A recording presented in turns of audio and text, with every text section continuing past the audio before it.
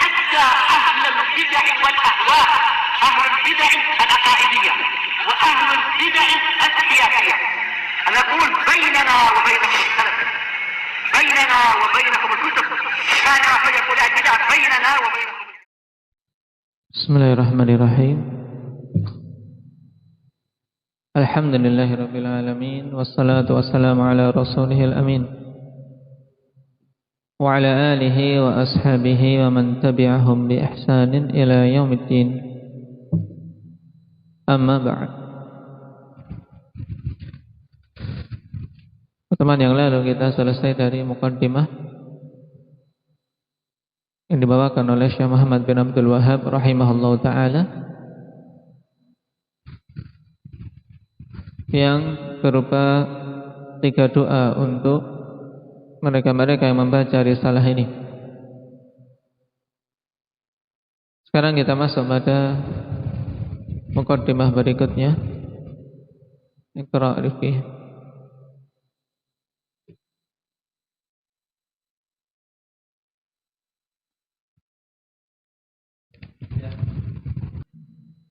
Nah, kita masuk pada kalam beliau berhubungan dengan Al-Hanifiyah Millatu Ibrahim, ibadatullahi bi ikhlas.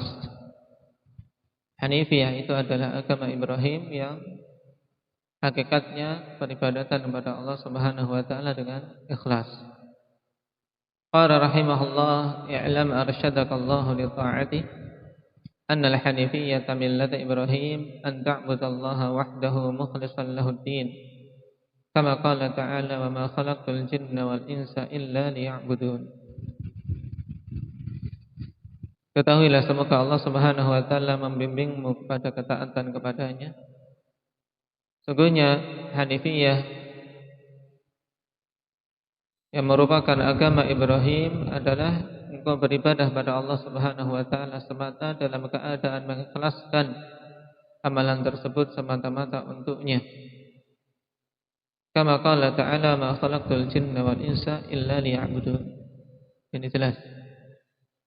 Wa qala syarih qauluhu i'lam fi'lu amrin minal ilm. Ini jelas. Ya, i'lam itu fi'il amr dari masdar al-ilm. Fi'il madhinya apa? Indah wahyu alima. Fi'il mudhari'nya apa? Ya'lamu. Baik. Alima ya'lamu ilman. Wa huwa hukmu adh-dhihnil jazimil mutabiqi lil waqi'.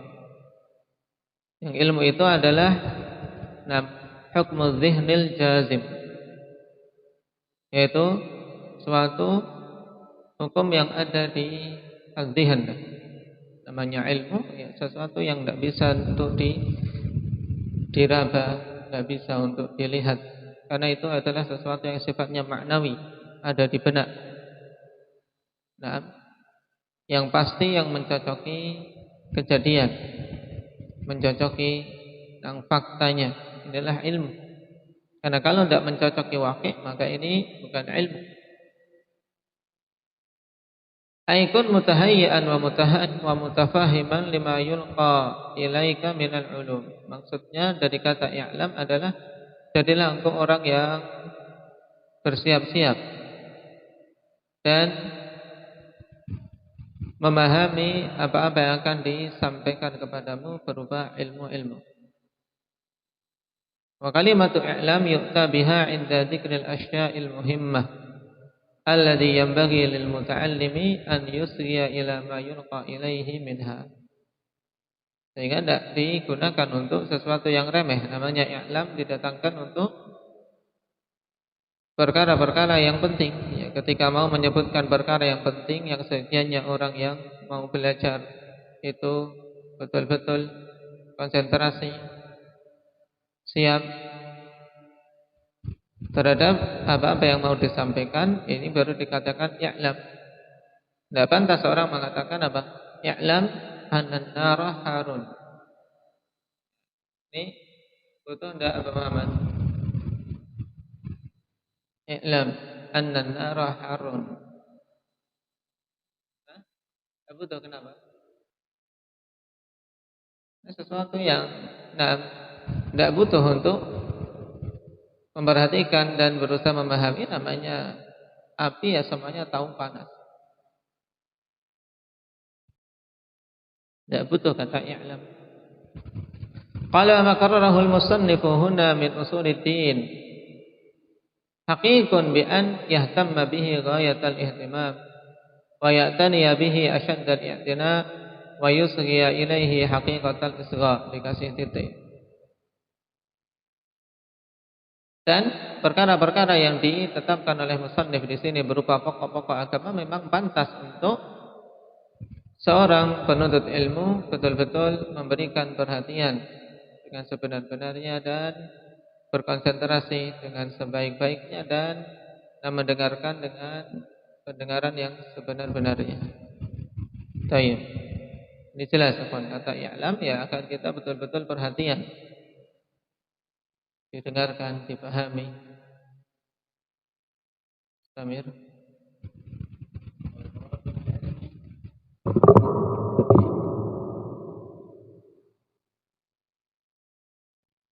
Nah, kemudian dijelaskan tentang hakikat ilmu yang ada dalam nas-nas. Demikian pula yang dimaksudkan dalam risalah ini ilmu apa? Nah, jadi ini faedah bagus yang dikutip dari Fathul Bari. Qala wal muradu bil ilmi, dan yang dimaksud dengan ilmu dalam nas-nas syar'i yang datang pujian-pujian padanya, juga pada kitab ini yang kita dihasung untuk mengilmuinya. Naam, al-ilmu yang dimaksud al-ilmu syar'i, yaitu ilmu syar'i. Jadi semua nas, semua dalil yang memuji tentang ilmu ikhwan yang dimaksud adalah al-ilmu syar'i. Alladhi yufidu ma'rifata ma yajibu 'alal mukallafi min amri dinihi fi ibadatihi wa mu'amalatihi. Yang memberikan faedah bisa mengetahui hal-hal yang wajib atas para mukallaf, atas seorang mukallaf dalam perkara agamanya berupa ibadah dan muamalah. Wal ilmi billahi wa sifatihi wa ma yajibu lahu minal qiyami bi amrihi wa tanzihihi 'anil naqais. Jadi ilmu tentang perkara-perkara agama yang berupa peribadatan dan muamalah, juga apa ilmu tentang Allah dan sifat-sifatnya, yaitu berupa akidah maksudnya. Dan apa-apa yang wajib baginya untuk dia tegakkan. Nah, seputar apa keyakinan terhadap Allah Subhanahu wa taala, apa yang wajib. Nah, untuk dia menegakkan perintah-perintahnya dan mensucikan Allah dari kekurangan-kekurangan. Dan seterusnya penjabaran yang panjang dari Imam Al-Hafidz Ibnu Hajar rahimahullah. Yang jelas ilmu yang dipuji, ilmu yang dihasung kita untuk mempelajarinya adalah al-ilmu syar'i. Istamir.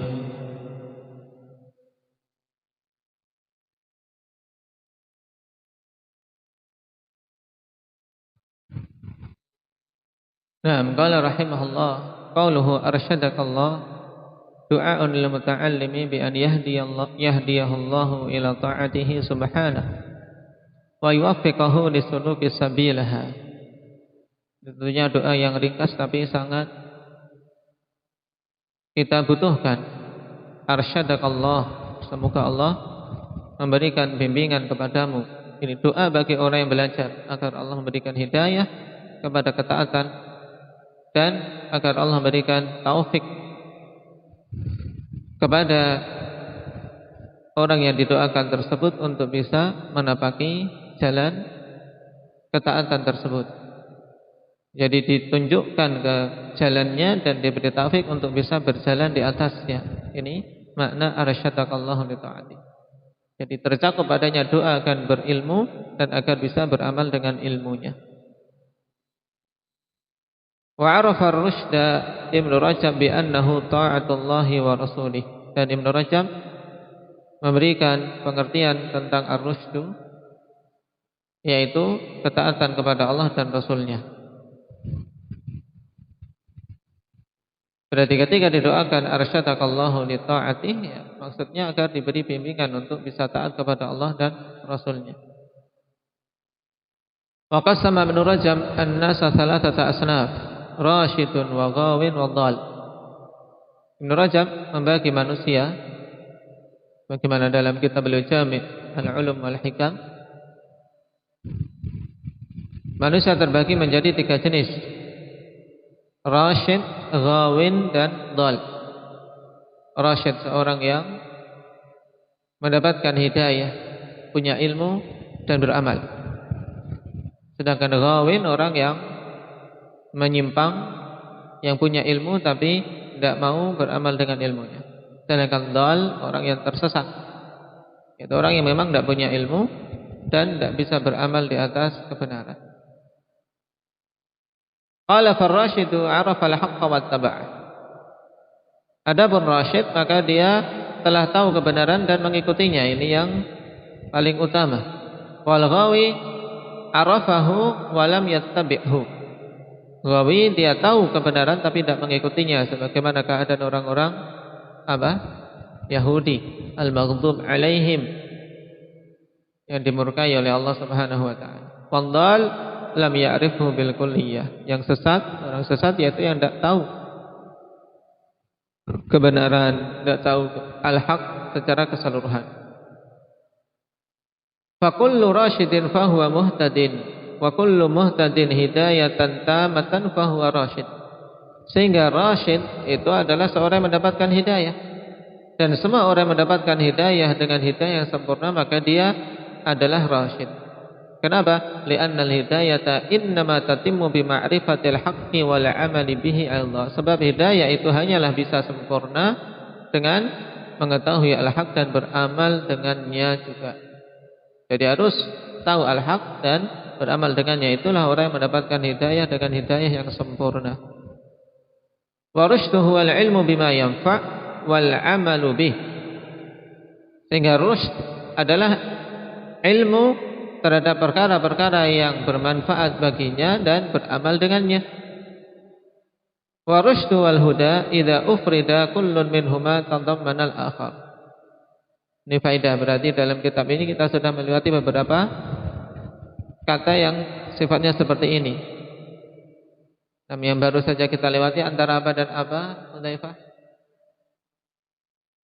Taubat dan istighfar. Tayyib, taubat dan istighfar. Sedangkan ar-rusyd dan huda di sini idza ufrida kullun minhuma tadammana al-akhar. Apabila masing-masing dari keduanya disendirikan, maka terkandung di dalamnya makna pasangannya. Ya, ar-rusydu ya huda, huda ya rusyd. Ini kalau disebutkan bersendirian sebagaimana dalam doa ini, berarti i'lam arsyadakallahu li ta'atih, berarti apa? Terkandung di dalamnya doa agar mendapatkan ilmu dan bisa beramal dengan ilmu. Baik. Wa idza qurina ahaduhuma bil akhar, kemudian apabila digandengkan salah satu dari keduanya dengan yang lainnya, yaitu rusydu digandengkan dengan al-huda, maka maknanya berbeda. Fal huda huwal ilmu bil haqq wa rusydu huwal ilmu huwal amalu bih. Maka al-huda maknanya adalah al-ilmu bil haq, yaitu mengilmui kebenaran, tahu al-haq. Sedangkan ar-rusydu adalah beramal dengan ilmu yang dia miliki tersebut. Di mana contoh penggandengan antara ar-rusydu wal huda? Man ya'ti bih?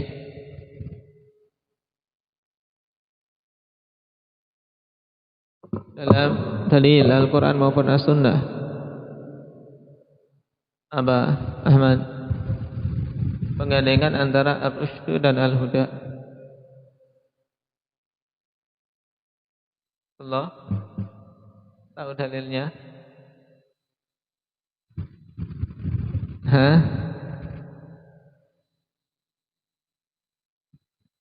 Di antaranya dalam hadis Irbad bin Sariyah. Na'am, khulafa'ur rasyidin al-mahdiyyin. Ya kan? Disifati dengan rasyid, juga disifati dengan al-mahdiyyin. Nah, maka di sini maknanya berbeda.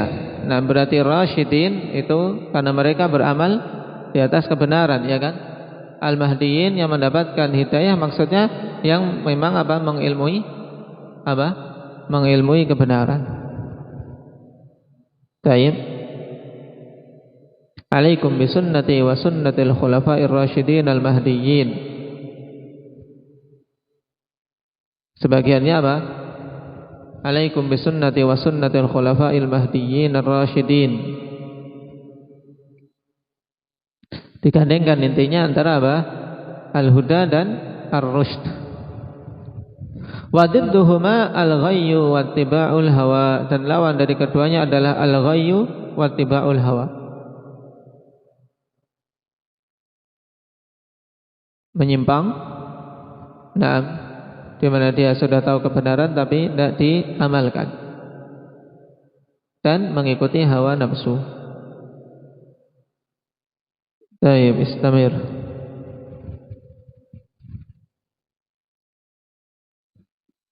Wa qawluhu li ta'atihi at-ta'ah muwafiqatu amri syar'i bi fi'lil ma'mur wa tarkil mahdzur.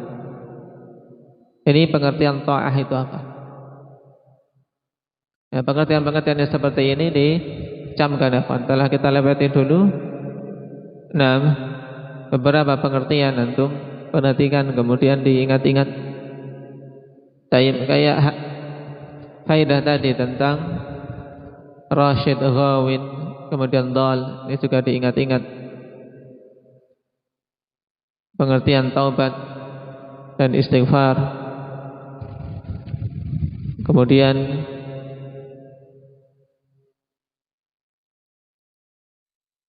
tentang syukur.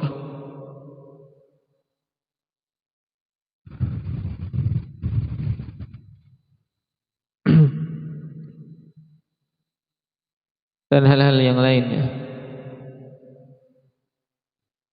Nah, sekarang at-ta'ah yang dimaksud adalah muwafiqatu amri syar'i. Yang namanya ketaatan yaitu apa? Mencocoki amr syar'i. Nah, ini penting. Yang namanya taat, at-ta'ah itu muwafiqatu amri syar'i. Mencocoki apa? Perintah syariat. Atau dengan kata lain mencocoki apa? Perkara syariat ini. Berarti kalau tidak mencocoki syariat ini bukan ta'ah. Nah, bukan ketaatan. Nah, bentuk ketaatan itu bi fi'lil ma'mur wa tarkil mahdzur, dengan melaksanakan perintah dan meninggalkan larangan. Menjauhi dan meninggalkan larangan. Wa hiya idza udhifat lillahi kanat bi ma'nal ibadah wala farqa bainahuma. Dan at-ta'ah itu kalau diidhafahkan kepada Allah maka maknanya ibadah. Ta'atullah maksudnya apa? Ibadah ya kepada Allah Subhanahu wa taala.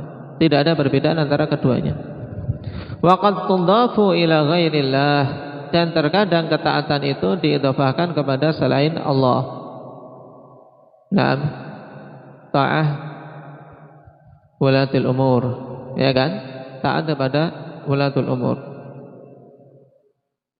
Wa tajuzu ta'atu li ghairillahi ta'ala liqaulihi ta'ala ya ayyuhalladzina amanu athi'ullaha wa athi'ur rasul wa ulil amri minkum. Dan boleh ketaatan kepada selain Allah, sebagaimana Allah katakan, wahai sekalian orang yang beriman, taatlah kepada Allah dan taatlah kepada Rasul serta ulul amri di antara kalian. Baik. Cuman ketaatan kepada selain Allah itu harus pada perkara-perkara yang merupakan apa? Merupakan perkara yang ma'ruf, yaitu yang bukan kemaksiatan kepada Allah. Ini koridornya. Qala ammal ibadatu fala tajuzu li ghairihi subhanahu. Adapun ibadah maka tidak boleh diserahkan kepada selain Allah Subhanahu wa taala. Ini bedanya. Kalau taat, ya ta'ah itu kalau diidhafahkan kepada Allah maka itulah ibadah. Nah, cuman taat ini penggunaannya lebih luas ya, karena apa? Ta'ah bisa digunakan untuk selain Allah tapi dengan batasan pada hal-hal yang ma'ruf, hal-hal yang merupakan perkara yang diizinkan oleh Allah Subhanahu wa taala. Tapi kalau ibadah ini tidak boleh diserahkan kepada selain Allah Subhanahu wa taala. Qauluhu annal hanifiyyah millata Ibrahim, bahwasanya Hanifiyah itu agama Ibrahim. Adillatu hadhil faqrah katsirah. Dalil-dalil untuk potongan kata ini banyak. Minha di antaranya qauluhu ta'ala wa qalu kunu hudan aw nasara tahtadu. Qul bal millata Ibrahim hanifa wa ma kana minal musyrikin. Mereka mengatakan, orang-orang kafir tersebut dari kalangan ahli kitab, kunu hudan aw nasara tahtadu. Jadilah kalian orang Yahudi atau Nasrani, maka kalian akan mendapatkan hidayah. Seruan batil. Maka Nabi diperintahkan qul, katakanlah bal millata Ibrahim hanifa. Bahkan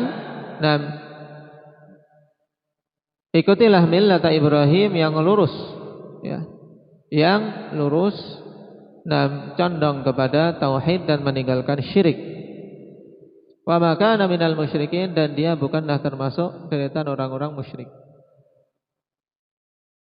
Wa qauluhu ta'ala ma kana Ibrahimu yahudiyan wala nasraniyan walakin kana hanifan muslima wa ma kana minal musyrikin.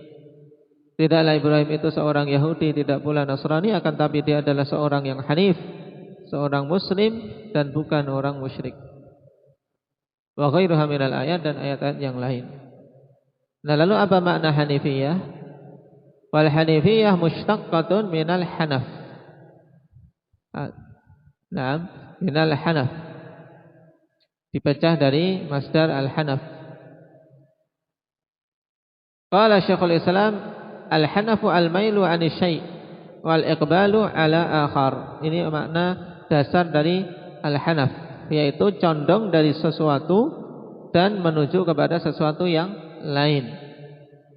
Nah, kenapa kok agama Ibrahim istilahkan dengan Hanifiyah? Fadinul Hanif huwal iqbalu 'ala Allah wahdah wal i'radu 'amma siwahu wa huwal ikhlas. Sehingga agama yang hanif yaitu agama yang betul-betul mengarahkan harapan ibadahnya hanya kepada Allah semata dan berpaling dari selainnya, dan itulah ikhlas. Ya, itulah ikhlas. Nah, jadi Hanifiyah, ya agama yang tegak di atas tauhid dan berpaling dari syirik. Wa yuqsadu bil Hanifiyah millatu Ibrahim alaihi salam, ay al millatu al ma'ilatu 'ani syirki al mabniyatu 'ala al ikhlasi lillahi azza wa jalla wa huwa at-tauhid wa ibadatullahi wahdah, kama arafah al-musannif huna biqaulihi an ta'budallaha mukhlishan lahuddin. Dan dimaksud dengan Hanifiyah di sini, agama Ibrahim adalah apa? Agama yang condong dari kesyirikan, yaitu dia meninggalkan kesyirikan. Maksudnya al-ma'ilah ani syirik, maksudnya dia condong meninggalkan syirik, menjauh. Dan agama yang dibangun di atas keikhlasan pada Allah Subhanahu wa taala. Itulah tauhid. Dan peribadatan kepada Allah semata, sebagaimana musannif menerangkan definisinya di sini dengan perkataannya, Hanifiyah adalah an ta'budallaha wahdah mukhlishan lahuddin. Engkau beribadah kepada Allah semata, mengikhlaskan untuknya amalan-amalanmu secara keseluruhan. Tayyib. Wal millatu hiya ad-din wa hiya majmu'atu aqwalin wa af'alin wa i'tiqadin. Dan al-millah agama ya ad-din. Ya, juga dikenal dengan agama dalam bahasa kita, al-millah ad-din ya, namanya agama. Nah, hakikatnya apa? Wa hiya majmu'atu aqwalin wa af'alin wa i'tiqad. Yaitu kumpulan dari apa? Perkataan-perkataan dan perbuatan serta keyakinan. Itulah ad-din. Wahia ismun likulli ma syara'ahu Allah Ta'ala li'ibadihi ala al-sinati anbiya'ihi alaihi mussalatu wassalam.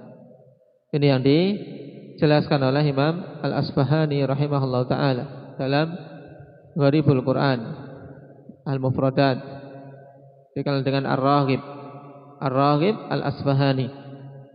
Beliau memberikan pengertian al-millah atau ad-din, yaitu ismun likulli ma syara'ahu Allah ta'ala li ibadihi, yaitu penamaan untuk semua apa-apa yang Allah syariatkan kepada hamba-hambanya, ala alsinati anbiya'ihi alaihi mussalatu wassalam. Nah, atas lisan-lisan para nabinya alaihi mussalatu wassalam.